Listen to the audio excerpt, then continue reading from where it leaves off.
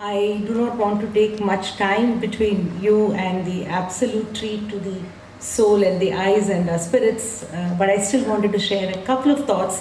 Programs like this actually serve a great purpose by reminding us that look, you may have any number of gadgets, but what matters is the power of narration, power of communication. This is, I think, the treasure of the spiritual heritage of India. Stories and legends which were passed on from one generation to the other, suddenly we now seem to have lost the relevance, and people like Dushyant and the Deskaya Trust, I'm really happy that you are carrying this baton forward. Imagine a few hundred years ago, or maybe a couple of hundred years ago, our ancestors, how did their children spend their evenings?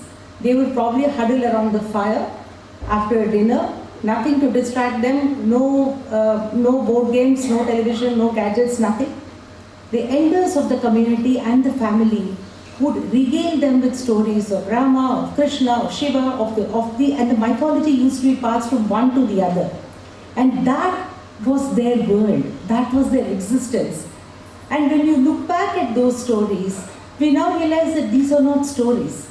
I mean, this, if I may put it very simplistically, our mythology actually is absolutely stunning because it humanizes the divine and it divinizes the human. It does both. You have Shiva as an example. You have a Shiva who is prone to short temper. I mean, you have a god atoning for his or her sin, or a goddess atoning for her sin. You also have a human who is elevated to the status of a goddess or a god. And then we say the absolute simplicity with which our mythology, Indic mythology, talks about multiplicity and seamlessly takes it into the singularity.